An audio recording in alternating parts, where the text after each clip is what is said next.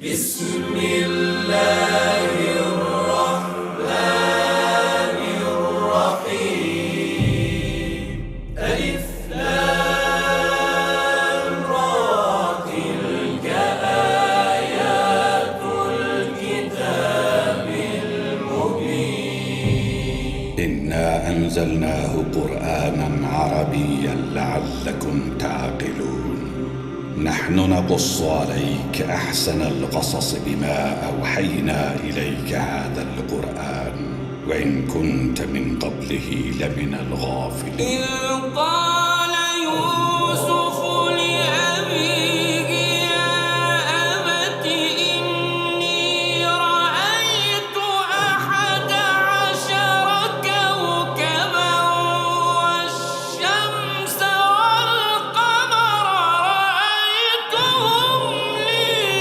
ساجدين আলিফ লাম র এগুলো হচ্ছে একটি সুস্পষ্ট গ্রন্থের আয়াত। নিঃসন্দেহে আমি একে আরবি কোরআন হিসেবে নাজিল করেছি যেন তোমরা তা অনুধাবন করতে পারো।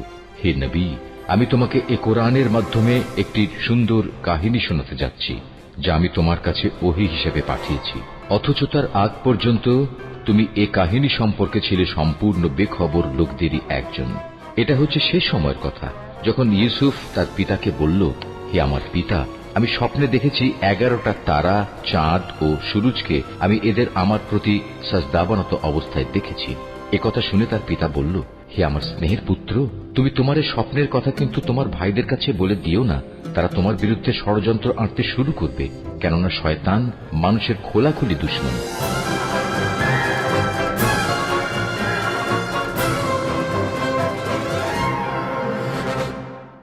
কেন কোনো খবর জানেন না? আপনি কি তার স্ত্রী নন? আমি তো ধারণা করছিলাম আমার স্বামীর খবর আপনাদের কাছ থেকেই পাবো। আমি খবর পেয়েছি রাজমহলের অধিবাসীরা বলা বলি করে ইউজারসিফের জন্য খাবার এবং ঔষধ পাঠাচ্ছে। এ খবরে এত চিন্তিত হবার কি আছে? এটা তো মন্দ নয়। চিন্তিত হবার মতো নয়। ইউজারসিফকে কেন জেলখানায় পাঠিয়েছিলাম মনে আছে?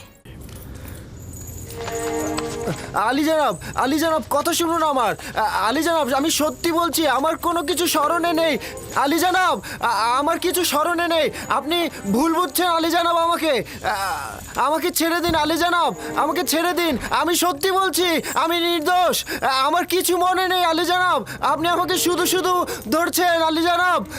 আলী জনাব, আলী জনাব, আলী জনাব, মানা করুন আলী জনাব। আলী জনাব, রহম করুন আমার উপরে।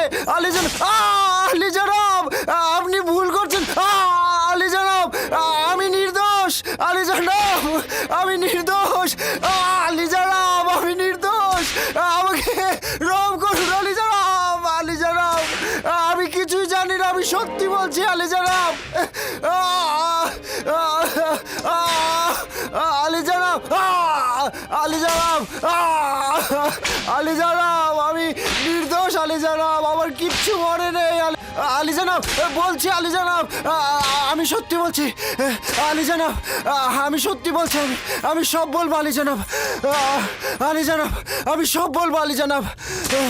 আলী জনাব, আমি অজ্ঞামোহরের পক্ষ থেকে নিযুক্ত হয়েছিলাম যেন মহামান্য বাদশার খাবারে বিষ প্রয়োগ করি। এই বিষয়টি ইরানুসের সঙ্গে আলাপ করেছিলাম। প্রথমে কবুল করেনি, তারপরে তাকে রাজি করিয়েছিলাম। সিদ্ধান্ত ছিল আমি তার খাবারে বিষ মিশাবো আর ইরানুস তার শরবতে। আমি এটা করেছিলাম কিন্তু ইরানুস করেনি। তার ভয়ের কারণে আমাদের নকশা ধ্বংস হয়ে যায়। যদি ইরানুস কিছু না বলতো তাহলে সবকিছুই আমাদের অনুকূলে থাকতো।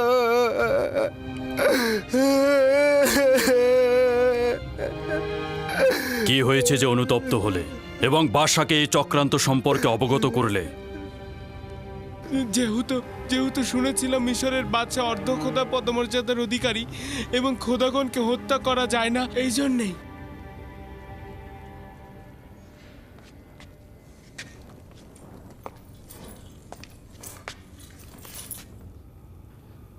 আপুপিস ও ইরানুসকে সাধারণ কয়েদখানায় রাখো, তবে সতর্ক থাকো, পরবর্তীতে তাদের সাক্ষী হিসেবে দরকার হবে।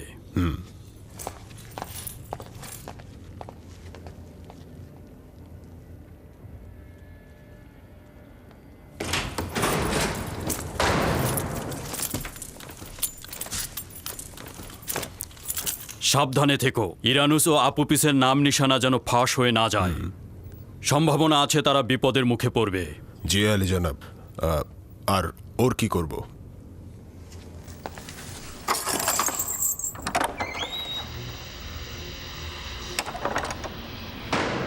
তাকে এইভাবেই আলাদা কক্ষে রাখো।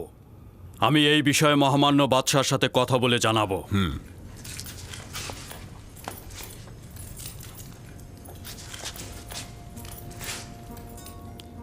ইউজারসিফ কোথায়? তাকে দেখতে চাই। ইউজারসিফকে নিয়ে এসো। না না, তাকে দূর থেকে দেখতে চাই। জি আলী জনাব, আসুন।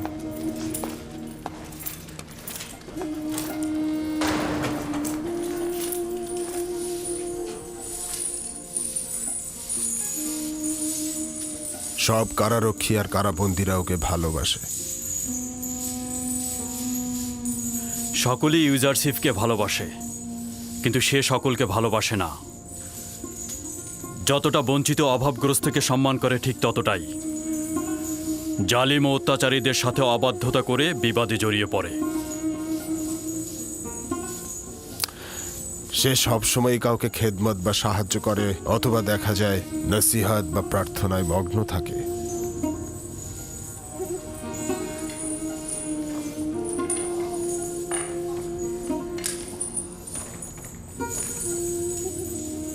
তাকে নিয়ে আমার অনেক আশা ছিল,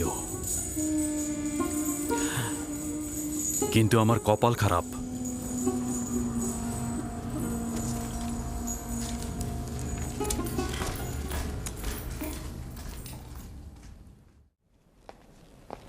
আজ আমনের একজন খাদেম জাভিরা কারাগারে গিয়েছিল আলী জনাব। তার নাম কিমনি, এবং কারারক্ষীগণ আমাদের পূর্ব আদেশ অনুযায়ী তাকে গ্রেফতার করে ফেলেছে। আর যখন খবর পেয়ে কারাগারে গেলাম, এবং আপুপিস স্বীকারোক্তি দিয়েছে যে জনাব অজ্ঞামোহরের নির্দেশেই মহামান্য বাদশাকে হত্যার পরিকল্পনা চূড়ান্ত করা হয়, এবং সে ইরানুসকে নিজের সঙ্গী হতে বাধ্য করে। মনে হচ্ছে ইবাদতখানার খাদেমদের বিরুদ্ধে পদক্ষেপ নেবার সময় এসে গেছে। আমার ধারণা যে এই কাজটি অত সহজে করা সম্ভব হবে না। ইতোমধ্যে তারা অনেক সম্পদ সঞ্চয় করেছে, এবং এই অর্থ ব্যয় করে তারা অনেক সৈন্য সংগ্রহ করতে পারবে, এবং এই যুদ্ধে আমি অনেক হতাহতের আশঙ্কা করছি আলী জনাব।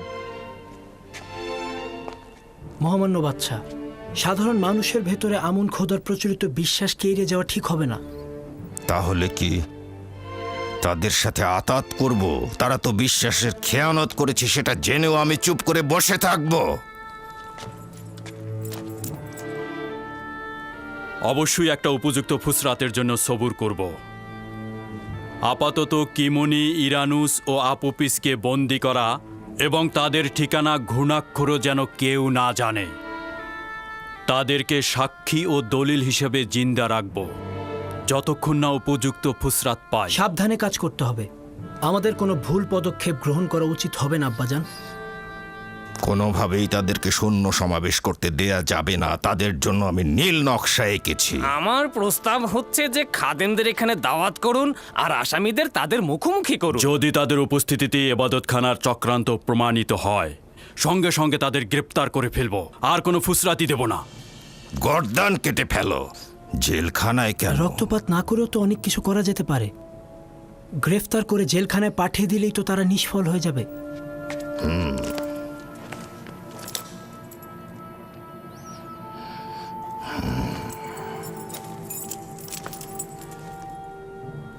আমাদের উত্তরসূরি জওয়ানের কলব কখনো রক্তপাত সহ্য করতে পারে না আলী জনাব, কিন্তু উপায় কি? কখনো কখনো রাজ্যের কল্যাণে পাপীদের শাস্তি প্রদান ওয়াজিব হয়ে পড়ে। আমি জোয়ান আমেন হতেবের সঙ্গে একমত পোষণ করছি। যদি আপুপিস খাদেমদের সম্মুখে স্বীকারোক্তি দেয়, তাহলে দুই দিক থেকে আমাদের হাত খোলা রইল আলী জনাব।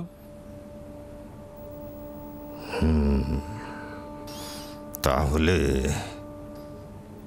যত দ্রুত সম্ভব মোলাকাত মেহমানদারির ব্যবস্থা করো।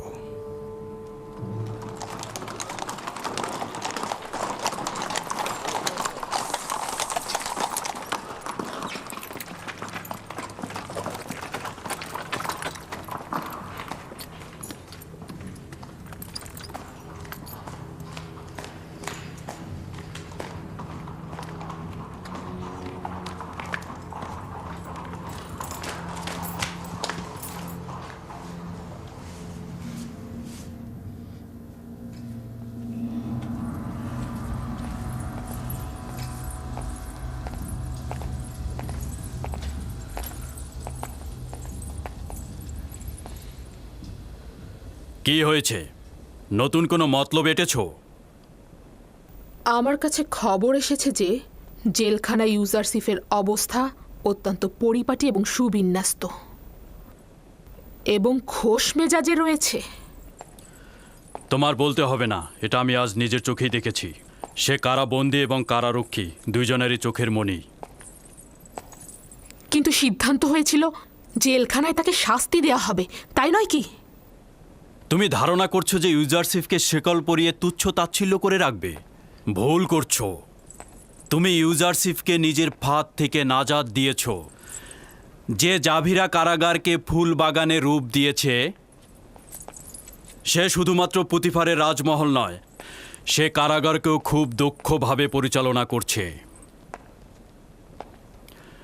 আমি একথা ভেবে খুব খুশি যে ইউজারসিফ তোমার ফাঁদ থেকে নাজাত পেয়েছে।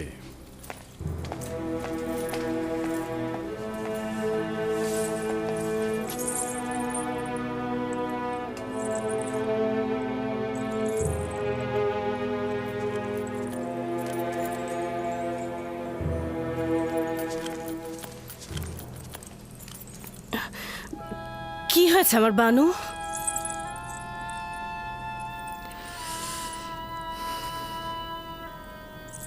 আমরা নিজেদের পরিকল্পনায় হেরে গিয়েছি। ইউজারসিফ আমার কাছে আত্মসমর্পণ করবে না। সে যেহেতু শাস্তিই পাচ্ছে না আমার কাছে, তাহলে কেন আত্মসমর্পণ করবে? এত সহজে পরাজয় মেনে নিলে কিভাবে হবে আমার বানু? তাকে হাতের মুঠায় আনার এখনো অনেক পথ আছে। যেখানে আমার শলা পরামর্শকারী তুমি হবে, সেখানে এর থেকে আর কি ভালো ফল হবে? আমি যা কিছু করি বা করেছি তা আপনার সন্তুষ্টের জন্যই করেছি। আমি সবসময় আপনাকে ভালো রাখার চেষ্টা করেছি।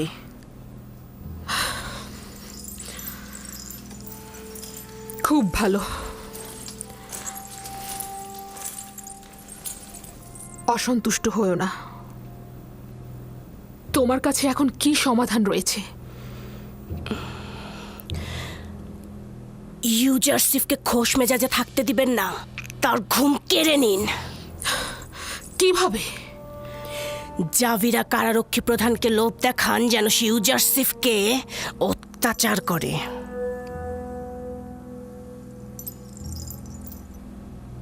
এটা করা কি ঠিক হবে? অন্তত পক্ষে বিভিন্ন পদগুলোকে যাচাই করে দেখা উচিত।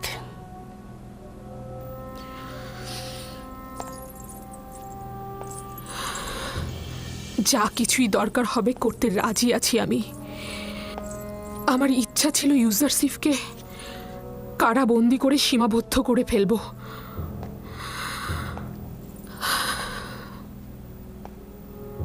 আসলে তার থেকে দূরে থাকার শক্তি আমার নেই। যেহেতু জেলখানা ইউজারসিফের নিকট ফুল বাগিচা, সেহেতু সে আনুগত্য পোষণ করবে না।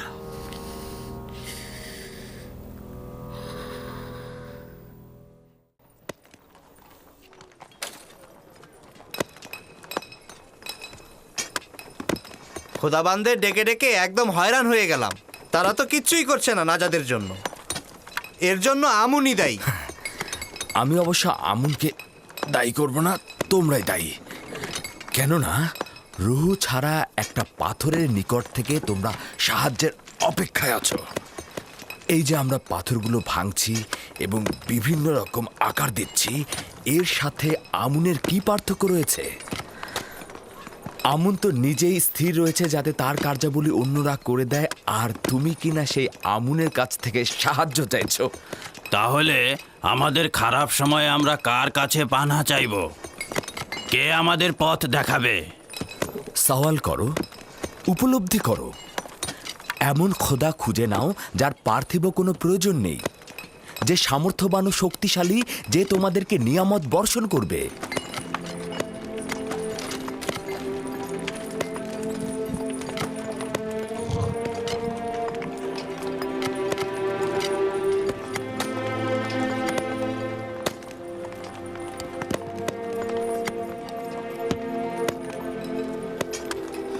কোথা থেকে আমরা এই খোদাকে পাবো?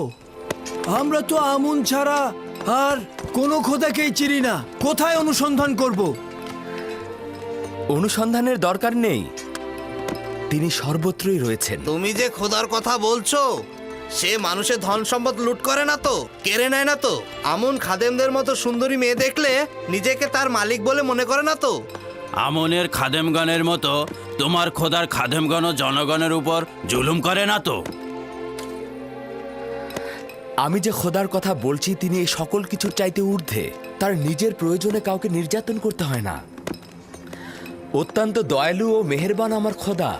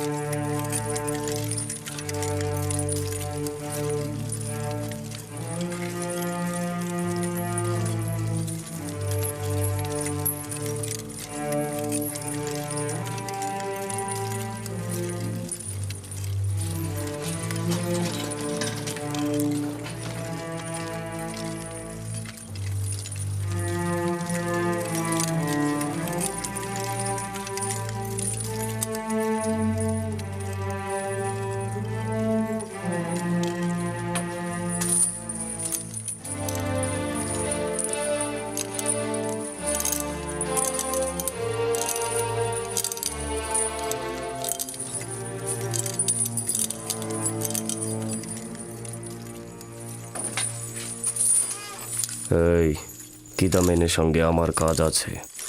কি হয়েছে তোর? আবারও দৌড়া খাওয়ার ইচ্ছে হয়েছে নাকি? গুরুত্বপূর্ণ আলোচনা রয়েছে। কি বললি? যদি গুরুত্বপূর্ণ কিছু না হয় তাহলে নিজেকে দৌড়া খাওয়ার জন্য প্রস্তুত রেখো। ঠিক আছে, আমি রাজি আছি। এসো। আপনারা এখনো পর্যন্ত ইউজারসিফের কথা শুনেছেন? না। তার কথায় কোনো সমস্যা আছে? পুরোটাই ভুল ত্রুটি দিয়ে ভরা। সে আসলে মহান খোদা আমুন ও মিশরের অন্যান্য খোদার প্রতি বিশ্বাসী নয়, তাদেরকে ঠাট্টা আর বিদ্রূপ করে। তুমি কোথা থেকে জানলে? তার কথাগুলো থেকে। তার কথাগুলোর কোনো ভিত্তিই নেই। এক অদৃশ্য খোদার ইবাদত করে আর প্রকাশ্যে ওই একাত্মবাদী খোদার তাবলিগ করে। শুধুমাত্র একটু গোপনে তার কথাগুলো শুনলেই আপনি বুঝতে পারবেন। শোনো নিনিফার গুপ্তা, আমার দৃষ্টিতে ইউজারসিফ একজন অভিজাত ইনসান, আর সে অপরের প্রতি সাহায্য ব্যতীত তাকে আর অন্য কিছুই করতে দেখা যায় না। আর ও জাভিরা কারাগারে আসার পর থেকে কারাগার ও কয়েদিদের অবস্থা যেমন ভালো হয়েছে তেমন অপরাধও কমেছে। কিন্তু কয়েদিদের ইমানের ব্যাপারে কি বলবেন? আমি তাদের ইমানের ব্যাপারে চিন্তিত। ইমান না, তুমি কয়েদিদের উপর নেতৃত্ব ও কর্তৃত্ব প্রতিষ্ঠার চেষ্টায় আছো, ইমান নয়। যদি ইউজারসিফের সাথে ঝগড়া বিবাদে লিপ্ত হও অথবা তাকে অবজ্ঞা করো তাহলে কঠিন শাস্তি পাবে।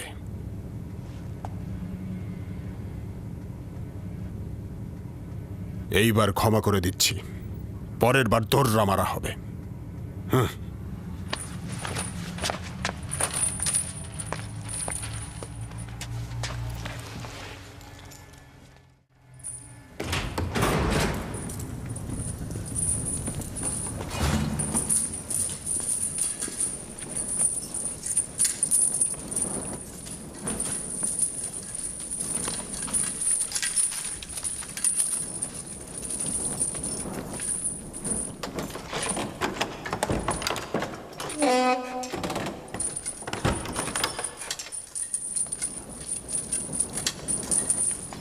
এই নিনিফার, জনাব কিদামিনকে কি বলতে গিয়েছিলে তুমি? ইউজারশিপের নামে গিবত করেছে। জনাব কিদামেনকে উত্তেজিত করতে চেয়েছিল, কিন্তু দাঁত ভাঙ্গা জবাব পেয়েছে।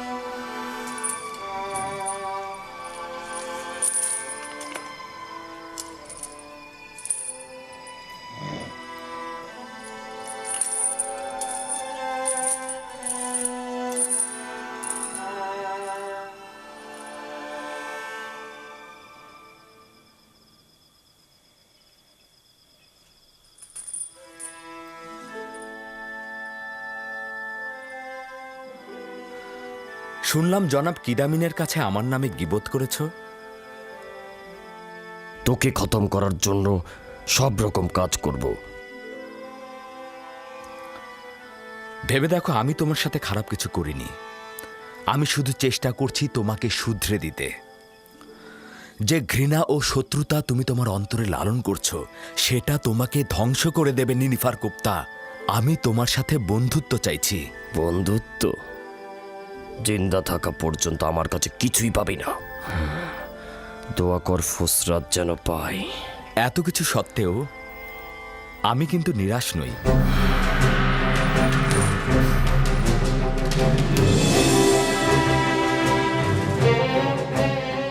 মনে রাখবেন, ইউজারশিপ একজন অবাধ্য গোলাম। আমরা তাকে জেলখানায় পাঠিয়েছিলাম যেন তাকে শাস্তি দেয়া হয়, এজন্য নয় যে সে কারাগারে বসে ঘোষ গল্প করবে আর নেতৃত্ব দেবে। আর কবে এই বিষণ্ণতা ও দুশ্চিন্তার বেড়াজাল থেকে বের হয়ে আসবেন আমার বানু? এই দিল বলল ইউজারশিপকে বন্দি করতে করলাম, ওই দিলই আবার বলছে আজাদ করতে, কিন্তু পারছি না। কেন ইউজারশিপকে বন্দি করলাম? কেন করলাম?